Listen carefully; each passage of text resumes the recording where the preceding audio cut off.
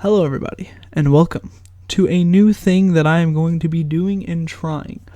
So this may suck ass because this is the first time I'm doing it.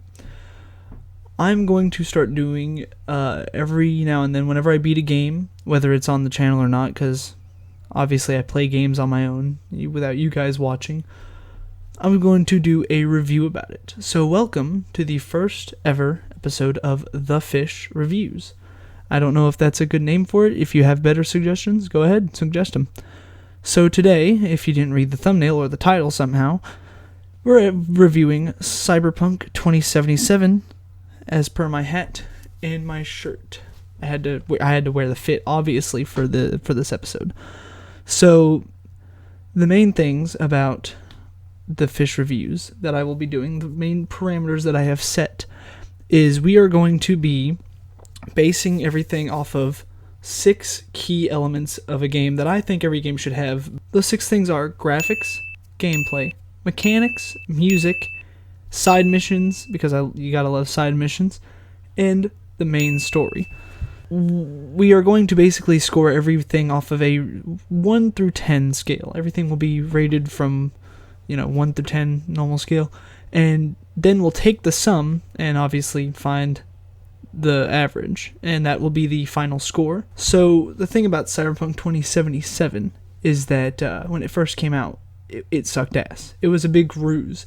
They hyped up this big thing, and I fell for it. I watched one trailer for it and fell in love with the idea of the game. It just captured my attention. I didn't watch anything else of it because I wasn't really particularly interested in all the little combat things that they were showing off and all that. I was just like, no, I'll just wait till the game comes out. I'll just see it then. Game kept getting delayed, and I pre-ordered it back in November 2019, I think it was. Which, the game didn't come out until 2020? I don't know. I'm losing track of time. I think everyone is. But I fell for the trap. I pre-ordered it through GameStop, which was a whole problem in and of itself. I didn't listen to the warnings that other people have made about not pre-ordering from GameStop, and that was a big mistake. I can guarantee you that. That was a terrible mistake. Don't ever really, unless you're pre-ordering a physical copy, don't go through GameStop. It is not your best bet. And I downloaded it, and I was very, very upset. I bought all this merch. I have several shirts, jackets. I have several things. I have the Cyberpunk controller. I don't know if I've ever actually shown it. I've been playing my Xbox with this controller, and I just loved the game, or I loved what I saw, what I thought the game was going to be. As you can probably guess, when I booted up the game for the first time, I was sorely disappointed, and I pretty much played the first hour or two of it, and I was just done. I couldn't handle anymore. It was just, game was way too buggy. It kept crashing. It was just not that great. So first I want to start off by saying Cyberpunk feels uncompleted. It still does, even after the updates that they did to it. It felt like an incomplete game. Like they tried to make a game as fast as possible. Not as fast as possible. They promised too much, essentially. They couldn't fulfill everything that they wanted to do. I think we all can agree, if you've played the game, we all can agree, or if seen the game, probably if played on, I don't know. The thing is it wasn't fully completed. It ran fine on a PC. It ran as long as you had a good PC, but I don't have that. I played on an Xbox One, which is what it originally was supposed to come out on, until they started focusing on next-gen consoles, which kind of was a bad move, if you ask me, originally, because it was supposed to come out on the Xbox One. So after a few months, they did fix the game, because that's what I did. I played the game first, when it first came out. Downloaded it right away, played it as soon as I could. And then I was not too happy about it, so I stopped playing it for a little while. About 3 months, I'd say 3 months went by, and I was like, alright, yeah, let's boot it up, see how it goes. It was somewhat fixed. It was playable, at least, on the Xbox One. PlayStation 4, I can't speak for it. I've heard terrible things, though. My friend said it actually runs relatively smooth on the PlayStation now, so for all you PlayStation users out there you go. Now's your chance. So first thing I want to do is go right off the graphics. We'll just go from down the list. So graphics were not terrible. They weren't great. in my opinion, they kind of reminded me of like, as though it was playing on an Xbox 360. Playing on Xbox 360, specifically GTA 4 is what I referenced whenever I first saw it. It reminds me a lot of because it was grainy, it kind of felt like everything was hazy.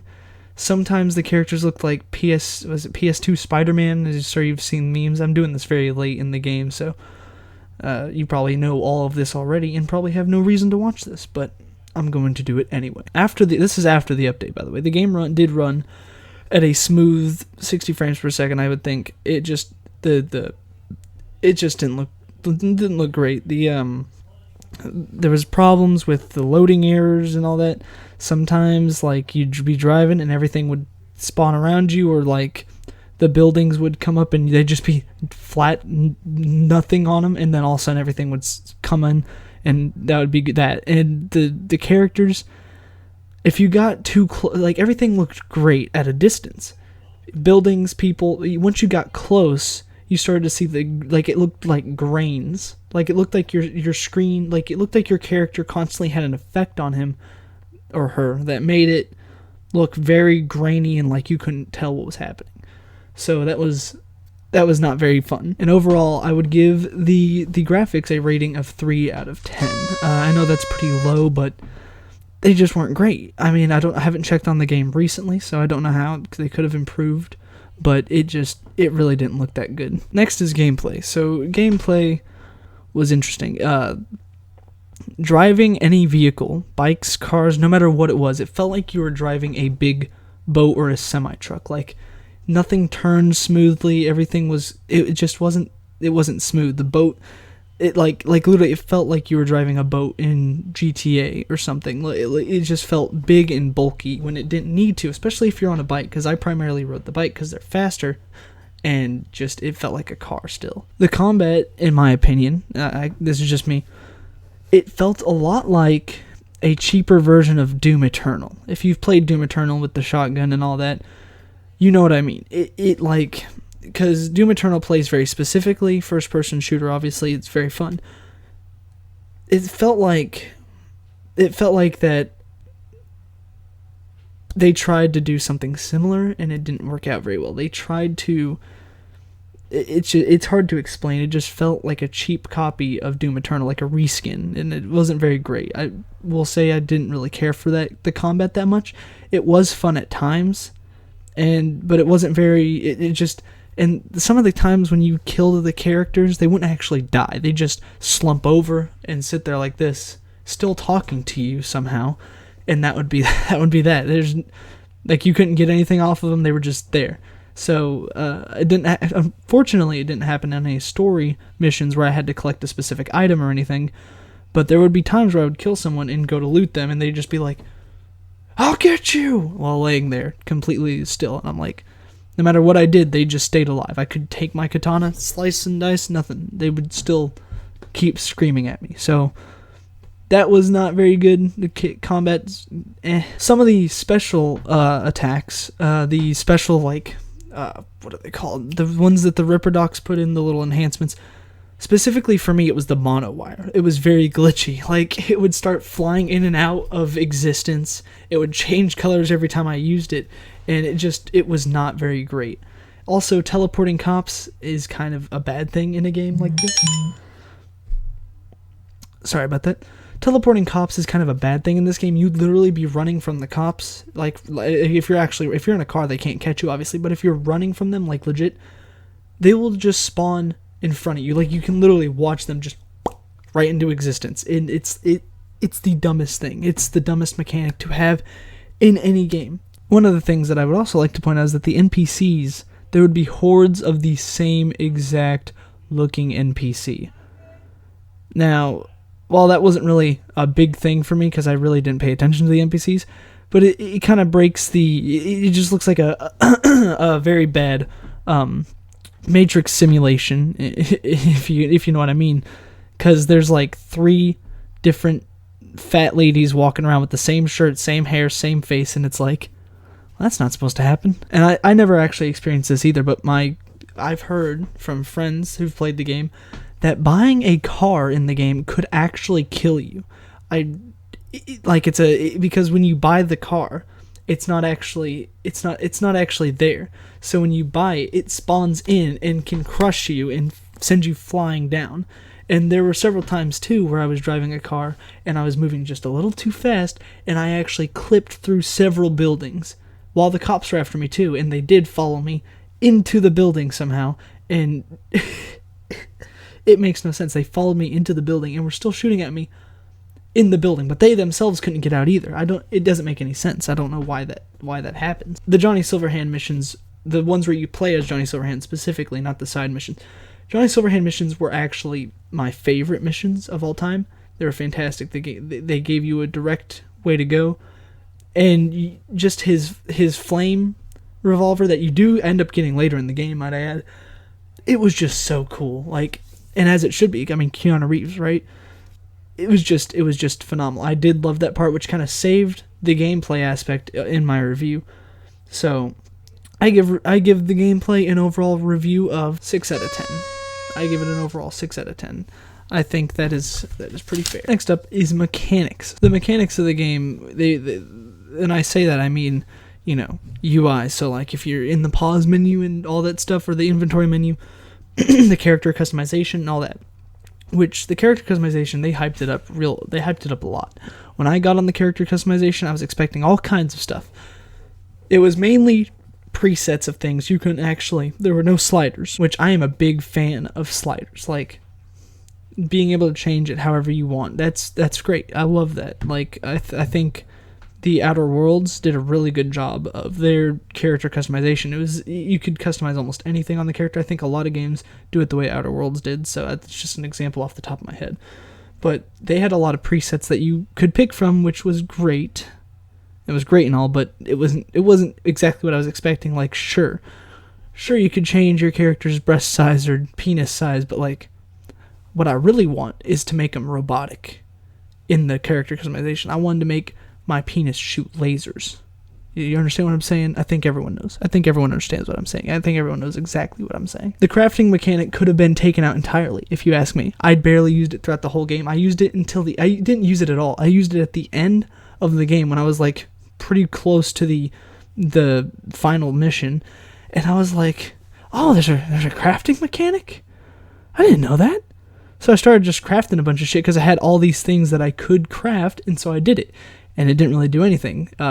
Personally, crafting could just be taken away. It doesn't need to be in the game. It can go. The cyber deck and the inventory were actually really good. They were basic, inventory slots and whatever, but they actually worked really well, and I did like how they customized everything so that you could organize it by miscellaneous tools, whatever, weapons. I really liked that, and that's actually a pretty good thing. So I'd give mechanics a 5 out of 10. Next is the music. Now, I do like music, and I love music in game to be good because that makes me want to keep playing just to hear the music sometimes. The music was really good. The music in the radios, fantastic. There was only a few radios that I didn't really like, and those were like the kind of like the weird ambient noise ones. I didn't really care for those. But like the Moral Rock radio station, That one's my absolute favorite. I had to add some tracks from there into my personal playlist. The combat music, even though the combat was not very good, the combat music was actually pretty decent, I will say. The combat music and the music whenever they were showing different scenes and different parts in the story was fantastic. Like, that was really good music. So I'd give music an 8 out of 10. I think music did really good. I think they did a really good job with their music in this game. Next is the side story. Now, if you've watched my Biomutant, you know that I've said in the past, I really love side stories. In fact, my favorite missions in GTA 5 were the side stories because they're just so weird and quirky. The side stories in this game were actually pretty good. Not the basic, the mercenary ones. Those ones were not very good. I did not play any of those. I played like 1 or 2 and was bored very easily. The actual ones where you go and talk to characters is actually very good. The characters were well written, the actors were pretty good, and the only thing you had to look past was the gameplay and the graphics of it. If you look past that, the side stories and the main story even was fantastic. The side story, like the continuity in the side story was very good too. If you said something to a character, or you, like, for example, this is a spoiler alert, Judy at some point when what's her name dies, Judy asks for a cigarette, and if you give her the cigarette, you can see her later in the game smoking cigarettes. But I haven't tested it out, but I guarantee you, if you didn't give her a cigarette, she wouldn't be. You could say if I'm wrong, but I don't know. I thought that was a pretty cool little detail. And a lot of the characters, they felt like they had life. They felt like they were actually real characters. And it made Night City actually feel like a real living city, when it really didn't, when you were just wandering around. Because when you're just wandering around looking for stuff to do, like in GTA, most of the time I'm just driving around causing havoc. You can't really do that in this game. It doesn't work very well. I mean, you can, but it's not fun. And when everything looked like it was just a terrible city that had the same person in it over and over again, the side stories actually made up for that. So I'd give the side stories a total of 7 out of 10. And then on to the meat, the main story. The main story is where it's all about. I would recommend this game solely for the story. The story is fantastic. It's a good combination of all the emotions. Like, this story really makes you feel, especially at the end. At the end, and when V is done and that's the end of the story, it did almost make me cry. I'm not going to lie. I got very attached to the character. I played it for several days on end, wanting to see what would happen next, and I became attached to V. And the final cutscenes is like, oh man, that's the end? So the story is very good, and I will tell you what endings I did after this. If you would like to hear it, you can stay. If you don't, good, congratulations. But I'd give the story, honestly, I'd give it a 10 out of 10. It was very well written. It had bad execution, if you ask me. They could have done a lot better with this game. The story was just so good. They could have done so much, but they didn't, and that's why the game is kind of fallen flat. And I hope they do more with the game. I can't wait to see what free DLCs they've promised us. I can't wait to see all that, and I may do a review on those, who knows. But the game, the story really does bring it back, and I'd recommend the game for the story. Only the story, if you can handle the game, if you can handle the rest of it. Overall, after averaging it all out and doing the math, the grand total of the review, the score that I give on we'll say the fish meter, just to make things, just to straight up copy Mr. Moist, overall 6.5 out of 10. I think the game was pretty good.